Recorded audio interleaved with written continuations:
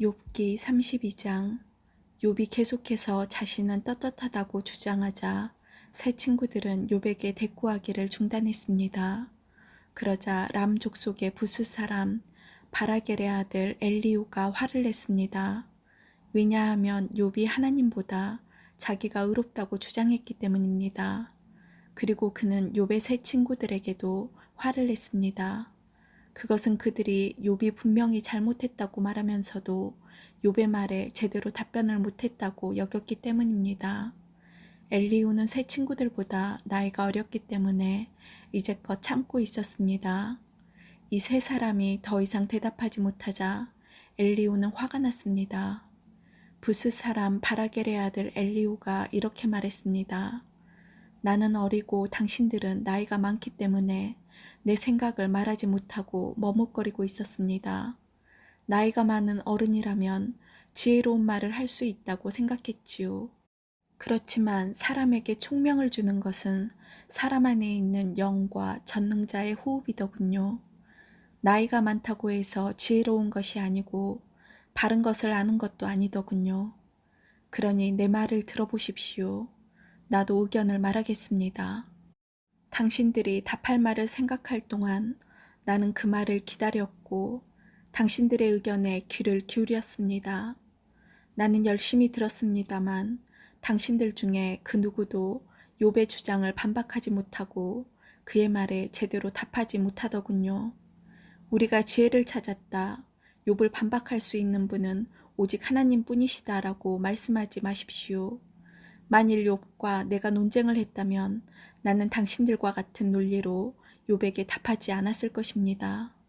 당신들은 어리둥절하여 할 말을 못하고 있습니다. 당신들이 조용하니 나도 조용히 기다려야 할까요? 아니지요. 나도 할 말이 있습니다. 나도 아는 바를 말하겠습니다.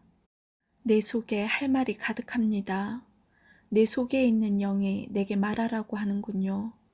지금 내 속은 술이 부글부글 끓는 것 같고 포도주 가죽 부대가 터지는 것과 같습니다. 말하지 않으면 속이 터질 것 같군요.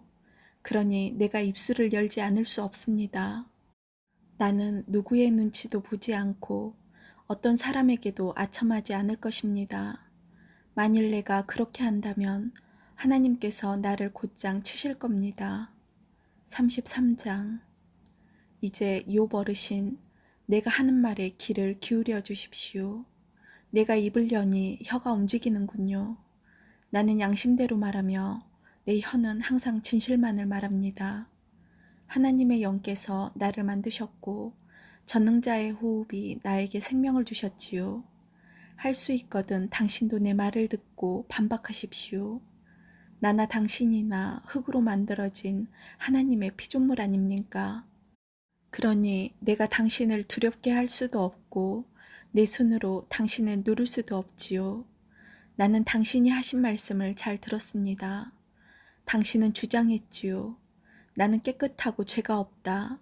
나는 순결하고 아무런 잘못이 없다. 그런데도 하나님은 나에게 허물을 찾으시고 나를 마치 원수 대하듯 하신다고 말입니다.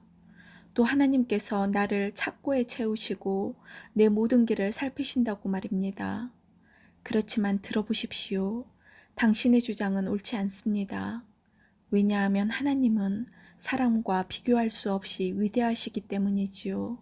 어찌하여 당신은 하나님께서 답변을 하지 않으신다고 불만을 터뜨리십니까?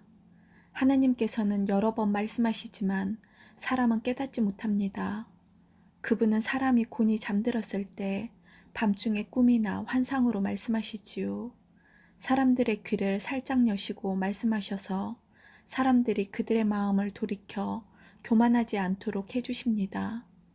그분은 사람이 무덤에 빠지지 않도록 지키시고 칼에 죽지 않도록 보호하십니다. 그분은 사람이 깨닫게 하시려고 뼈마디가 쑤시는 아픔과 고통을 주기도 합니다.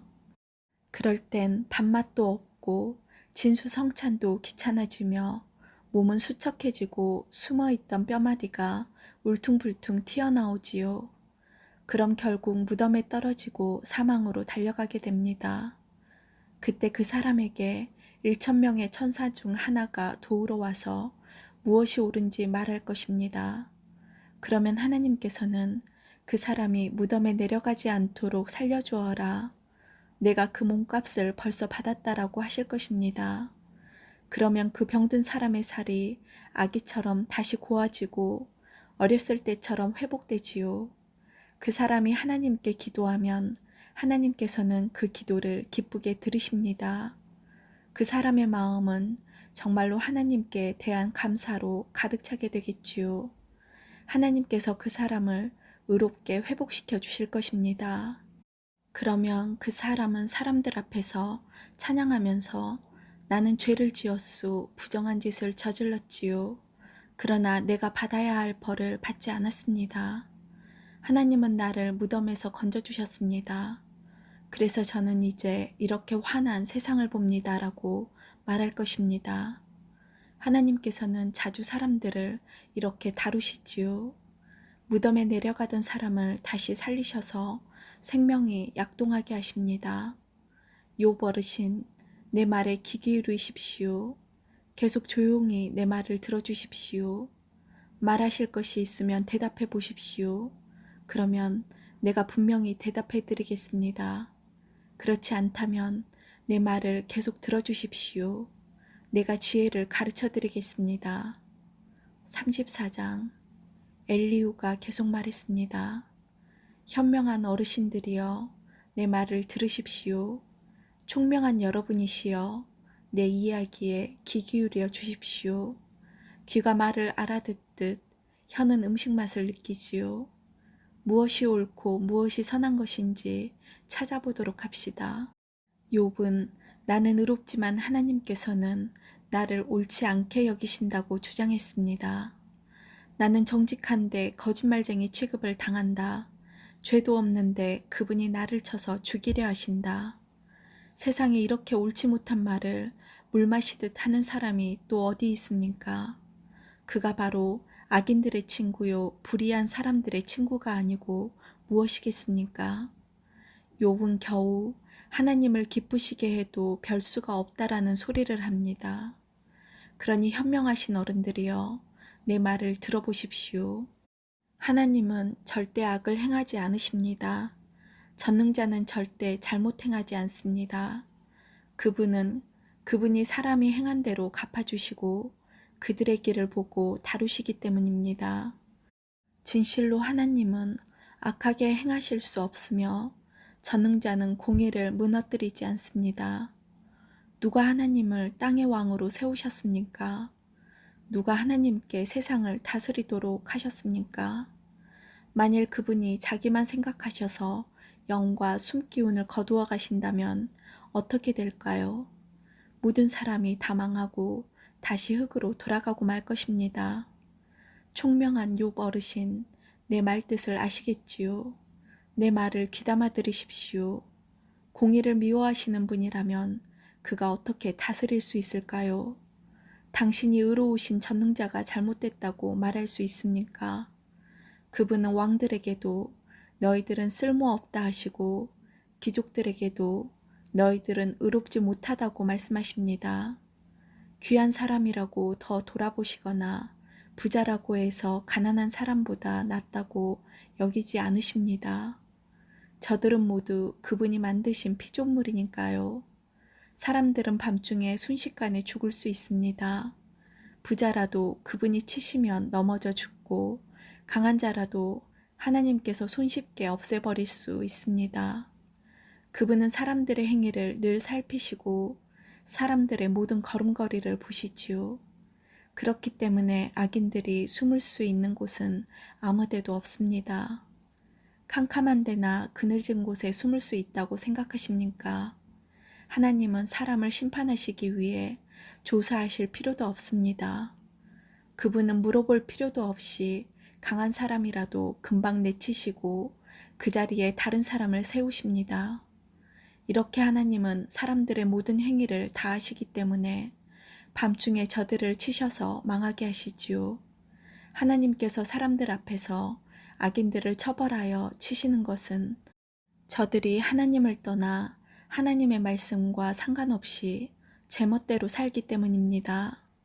악인들이 가난한 사람들을 울리면 하나님께서는 그 울부짖음을 들으십니다.